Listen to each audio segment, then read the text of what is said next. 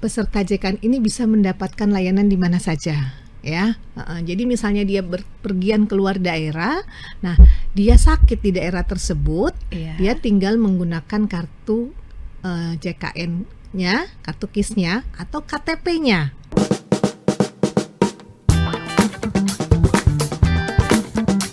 Halo Sobat Tribun Tangerang, apa kabar semuanya? Kembali lagi bersama dengan saya, Joandita, dalam program wawancara khusus. Kali ini saya kedatangan tamu dari BPJS Kesehatan Tiga Raksa Kabupaten Tangerang. Nah, pada hari ini saya sudah kedatangan tamu penting, seorang ibu yang cantik dan juga tentunya akan memberikan informasi luar biasa buat kita semuanya. Kita kenalan dulu dan saya coba menyapa dulu ya. Ibu, selamat pagi. Selamat pagi, Mbak. Apa kabar Jo? Ibu? Puji Tuhan, sehat Mbak Jo. Gitu ya, alhamdulillah. Baik Sobat Tribun Tangerang, sudah hadir bersama kita di sini Ibu Irmayanti Lande Batara. Ibu Irmayanti ini adalah Kepala Cabang BPJS Kesehatan Tiga Raksa Kabupaten Tangerang. Ibu, terima kasih loh sudah hadir di sini ya Bu ya. Baik Ibu, gini Bu, kita akan ngobrol-ngobrol ya Bu, agar masyarakat lebih paham. Bisa dijelaskan terlebih dulu apa aja segmen dari kepesertaan dalam program JKN ini, gitu Bu. Silakan. Terima kasih Mbak Jo untuk waktu ya kami bisa hadir bersama-sama di sini. Ya, kepesertaan BPJS Kesehatan itu di seluruh Indonesia itu sudah 98,62%. Wow, hampir 100% ya Bu. Hampir 100% luar biasa ya dari penduduk Indonesia. Tinggal kurang lebih 1,38% ya yang belum terdaftar sebagai peserta JKN. Peserta itu adalah semua orang, termasuk di dalamnya warga negara asing yang bekerja di Indonesia paling singkat selama 6 bulan yang membayar iuran pastinya. Nah, semua orang itu maksudnya adalah semua warga masyarakat Indonesia. Jadi ini adalah sesuatu yang bersifat wajib untuk diikuti. Nah, di dalam kepesertaan JKN ini ada beberapa segmen ya. Ada mulai dengan segmen penerima bantuan iuran jaminan kesehatan dan non penerima bantuan iuran jaminan kesehatan. Kalau penerima bantuan iuran jaminan kesehatan itu biasanya dijaminkan oleh pemerintah dalam hal ini melalui anggaran APBN ya. Nah, kalau yang non PBI itu dia ada yang pekerja penerima upah dan juga ada yang non pekerja penerima upah. Jadi dibedakan menjadi dua lagi gitu ya Bu ya. Yang pekerja penerima upah itu biasanya dia adalah pejabat negara, pimpinan dan anggota DPRD, PNS, terus anggota TNI, Polri, ya, ataupun masyarakat yang mendapatkan sebagai pekerja swasta atau P3K juga ataupun KP Desa. Sedangkan yang pekerja bukan penerima upah ya, atau dia bukan pekerja, itu mandiri biasanya. Nah, itu ada yang dibiayai oleh pemerintah daerah juga. Jadi pekerja bukan penerima upah dari pemerintah daerah. Nah, itu biasanya penjaminannya oleh pemerintah daerah setempat atau kabupaten kota. Tentunya setiap segmen tuh punya ketentuan sendiri kan ya Bu ya. Lalu sebenarnya tuh berapa sih Bu besaran iuran untuk masing-masing dari peserta ini? Oke. Untuk iuran dari masing-masing peserta, kalau kita bilang peserta penerima bantuan iuran otomatis itu dijaminkan oleh pemerintah ya. Biasanya ada gratis, sistemnya masyarakat yang memang kurang mampu yang mendapatkan bantuan dari pemerintah daerah itu nilai iurannya itu 42.000 ya, 42.000. Nah, kalau yang untuk pekerja penerima upah itu adalah 5% iurannya, 5% iurannya dari gaji pokoknya dan tunjangan si pekerja. Nah, untuk yang pekerja seperti tadi saya sampaikan PNS, TNI Polri, P3K itu mereka membayar 4% dibayarkan 4% oleh pemerintah dan 1% oleh pekerjanya sendiri. Jadi ada kontribusi dari pemerintah untuk pekerja-pekerja tersebut dan kontribusi dari pesertanya sendiri. Jadi 4 plus 1. Nah, kalau yang untuk pekerja-pekerja swasta sama juga, dia 55% juga iurannya dari gaji pokok dan juga tunjangan tetapnya. Tapi 4%-nya dia dari pemberi kerjanya dan 1%-nya dari pesertanya. Kalau yang tadi yang pekerja penerima upah yang TNI, Polri, PNS itu pemerintah yang 4%-nya. Ya. Kalau kemudian yang badan 1%-nya yang swasta mereka, 4%-nya itu dari pemberi kerjanya. Jadi baik. perusahaannya ya itu yang membayarkan 4%-nya. Pesertanya tetap 1%. 1%. Nah, Oke. kalau untuk peserta ya yang misalnya memiliki anak ketiga, anak keempat, anak kelima, keenam seterusnya, ataupun anggota keluarga tambahannya seperti orang tuanya, ayah ibu atau ayah ibu mertuanya, itu dia bisa menambahkan 1% setiap bulannya untuk mendaftarkan masuk menjadi tanggungan si pekerja ini. Jadi kan kalau kepesertaan JKN itu hanya untuk istri, anak dan 3 anak ya tanggungannya kan. Yang ya, inti gitu ya Bu ya. Tapi bila di anggota keluarga tambahan seperti anak keempat, kelima, keenam ataupun ayah ibunya atau ayah ibu mertuanya itu bisa ditambahkan. Jadi dia bisa masuk menjadi tanggungan si pekerja, tapi dia menambahkan setiap bulannya 1%. Oke. Itu apakah harus masuk dalam kartu keluarga gitu nggak sih Bu? Yang tambahannya tadi itu? Iya, bisa masuk dalam kartu keluarga yang di pekerjanya ini. Dia tinggal melaporkan juga kepada tempat dia bekerja. Baik, menarik sekali Ibu. Lalu Bu, sebenarnya Bu, iuran pastinya ini berkaitan dengan hak dan kewajiban peserta dong ya Bu ya. Nah, mungkin Ibu bisa jelaskan apa aja sih Bu hak dan kewajiban dari peserta JKN ini? Oke, terkait hak dan kewajibannya, pertama pasti peserta begitu dia mendaftar sebagai peserta JKN, dia bisa memilih sendiri di mana dia akan mendapatkan fasilitas kesehatan tingkat pertamanya. Jadi dia bisa mendaftarkan sendiri atau menentukan sendiri FKTP mana nanti yang menjadi fasilitas kesehatan tingkat pertama dia berobat. Maksudnya begini, kalau dia sudah menjadi peserta, nanti kalau suatu saat dia sakit, dia akan pergi ke klinik mana atau puskesmas mana atau dokter keluarga mana sebagai FKTP pertama untuk akan dia kunjungi pada saat dia sakit gitu. Itu dia bebas menentukan sendiri. Dia mau pergi di mungkin yang di tempat dekat tempat tinggalnya atau ke tempat kerjanya, itu dia punya hak untuk memilih sendiri. Lalu kedua, dia akan mendapatkan informasi-informasi tentang hak-hak dan kewajiban serta bagaimana prosedur pelayanan yang akan diterimanya sesuai dengan ketentuan yang berlaku. Lalu yang ketiga, dia juga bisa memanfaatkan kartu KTP nik sebagai identitas tunggal untuk peserta JKN. Jadi kita untuk kartunya kita bisa menggunakan KTP juga, KTP elektronik. Lalu selanjutnya juga dia mempunyai hak untuk mendapatkan manfaat pelayanan kesehatan, ya, baik di FKTP yang saya sampaikan tadi maupun di rumah sakit yang bekerja sama pastinya dengan BPJS Kesehatan.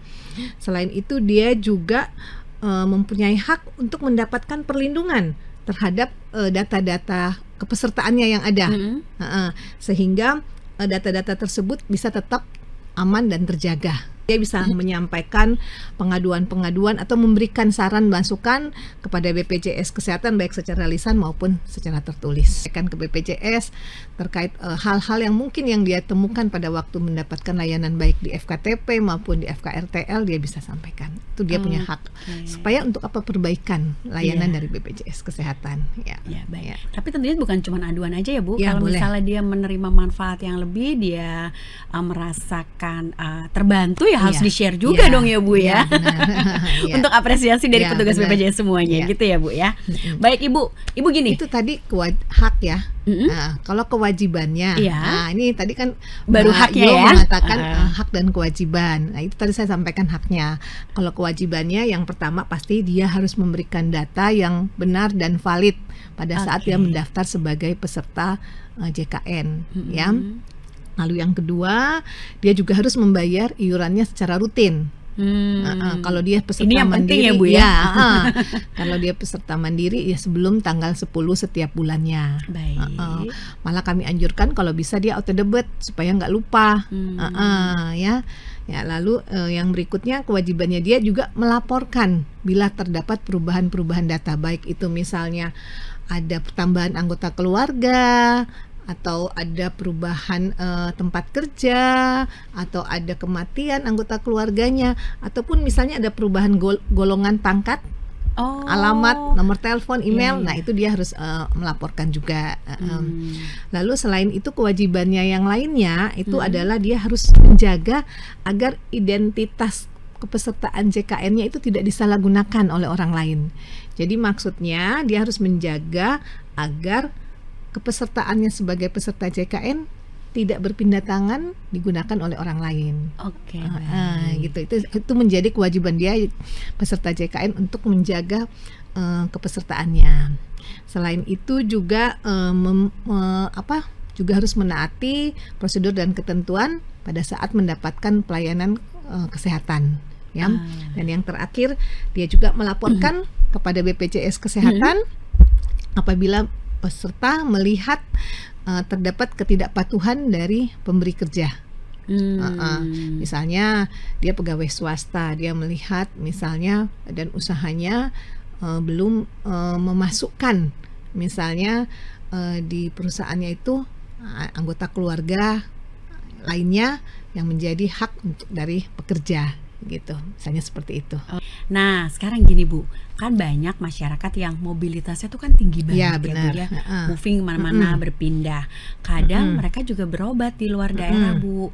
Nah kemudian bagaimana mekanisme bagi para peserta JKN ini yang mau atau ingin berobat ketika mereka sedang berada di luar domisilinya? Oke, jadi karena BPJS Kesehatan ini menganut prinsip portabilitas ya. Jadi dari 9 prinsipnya adalah itu prinsip portabilitas, di mana peserta JKN ini bisa mendapatkan layanan di mana saja. Ya, jadi misalnya dia berpergian keluar daerah, nah dia sakit di daerah tersebut, dia tinggal menggunakan kartu JKN-nya, kartu KIS-nya atau KTP-nya. KTP-nya bisa, KTP. Jadi kalau kartu KIS nggak ada atau dia nggak punya, ya bisa pakai KTP ya. Jadi menggunakan KTP-nya ke fasilitas kesehatan terdekat di mana dia tempat yang dia kunjungi. Nah, setelah itu dia bisa mendapatkan pelayanan di FKTP. Misalnya dia lagi demam, lagi panas, lagi flu batuk, dia ke FKTP yang terdekat di tempat di mana dia berada. Nah, itu bisa didatengin dalam sebulan itu maksimal 3 kali. Oh, baik. Kalau misalnya hari ini dia datang terus minggu depan dia belum baik, ada perbaikan, dia bisa datang lagi. Bisa kembali lagi. Gitu. Tapi untuk kasus-kasus yang emergensi, yang memang benar-benar emergensi, kasusnya dia bisa langsung ke rumah sakit terdekat. Kalau yang mengancam jiwa dari peserta tersebut, dia bisa langsung ke rumah sakit terdekat. Tapi kalau sakitnya bisa ke layanan tingkat pertama, dia ke layanan tingkat pertama. Tapi tetap membawa KIS-nya tadi ya Bu ya? KIS gitu ya, atau Bu, KTP. Atau KTP. Ini tetap dilayani dengan sangat baik ya Bu? Ya, tetap dilayani. Baik. Menarik sekali. Jadi artinya setiap peserta yang berdomisili bukan di tempat daerah asal tempat dia mendaftar pun tetap bisa aman gitu ya Bu ya? Bisa. Tetap bisa nyaman, merasa bahwa kesehatannya tetap dijaga oleh negara gitu ya Bu ya? Yang pastinya dia tetap harus memastikan bahwa kepesertaannya aktif. Oh iya, benar itu. Ya kan? Jangan nunggak ya Bu.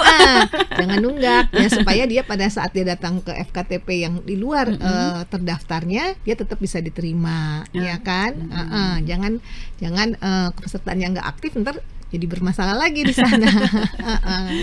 Baik, jadi Ibu tetap membayar, kalau dia mandiri tetap membayar sebelum tanggal 10 gitu setiap ya. bulannya Setiap gitu ya, Bu? bulannya. Baik, Gitu. baik. Kalau dia ternyata di daerah tersebutnya 1 bulan lebih atau sampai 2 bulan, lebih baik dia menggantikan vaskesnya. Oh, bisa ya, Bu ya? Bisa. Jadi Oh, bisa ganti oke. dari mobile JKN. Oh, iya. Mobile JKN bisa terganti nanti di bulan berikut, otomatis dia sudah terdaftar per tanggal 1 ya. Tanggal 1 dia sudah terdaftar di vaskes yang ada di tempat tinggalnya dia. Oh. Satu saat dia kembali ke daerahnya, asalkan sudah lebih dari 3 bulan, dia bisa Ganti lagi bisa. Oh, Iya. baik. Jadi sebenarnya nggak masalah Ibu ya ganti-ganti Iya. begitu ya. Yang Oke, penting dia sudah baik. terdaftar minimal 3 bulan di yang tempat vaskes sebelumnya. Dan itu tadi ya Bu ya, iurannya jangan nunggak gitu Iya. ya. Baik Ibu, pertanyaan terakhir. Nah gini Bu, jika peserta merasa tidak mendapatkan haknya, misalnya seperti pelayanan yang mungkin kurang optimal, kan sekarang suka gitu ya Bu ya. Misalnya juga nih Bu, gimana juga mekanismenya untuk pengaduan yang bisa mereka lakukan Bu. Jadi kayak mungkin step-stepnya tuh apa sih Bu? Yang mungkin saran Ibu bagaimana? Nah, kalau dia tidak mendapatkan haknya ya, haknya peserta ya, sebagai misalnya dia peserta nih sakit terus ke rumah sakit. Nah, kan terus dia tidak mendapatkan haknya, kita punya petugas BPJS yang namanya BPJS 1. Oh, baik. BPJS 1 siap membantu. Jadi BPJS siap membantu disebutnya. 1 siap membantu. BPJS 1, gitu singkatan jadi BPJS siap membantu. Oh, Nah, ini kita berada di rumah sakit. Jadi kita kalau teman-teman mungkin lihat di rumah sakit itu ada poster-poster ya yang ditempelin BPJS 1. Nah, di situ ada poster di mana pegawai BPJS beserta dengan PIPP rumah sakit ditempel di rumah sakit. Ada biasanya di rumah sakit itu ada di poliklinik, di pendaftaran rawat jalan, rawat inap, ada beberapa titik yang memang kita tempelkan poster-poster supaya peserta pada saat mendapatkan sesuatu hal atau ada memberi yang tidak sesuai tadi, dia bisa melaporkannya ke BPJS 1. Jadi ada di poster tersebut nama petugas BPJS-nya beserta nomor HP yang tertera untuk bisa dihubungin. Menarik banget. Jadi memang supaya peserta bisa langsung menelpon bila ada kendala-kendala dalam pelayanan yang ditemui pada saat mereka mendapatkan layanan di rumah sakit. Nah, itu bisa dilihat di titik-titik tertentu seperti di pendaftaran rawat jalan, rawat nginap, di poliklinik. Itu biasanya kita taruh poster-posternya. Ya, Bu, ya? Atau di farmasi, ya kan, ada kendala bisa langsung menelpon. Petugas BPJS 1 siap membantu.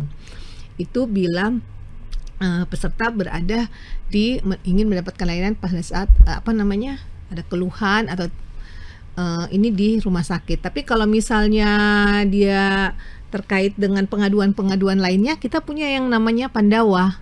Oh, beda lagi ya Bu ya? Pengaduan misalnya terkait dengan pelayanan administrasi dengan WA.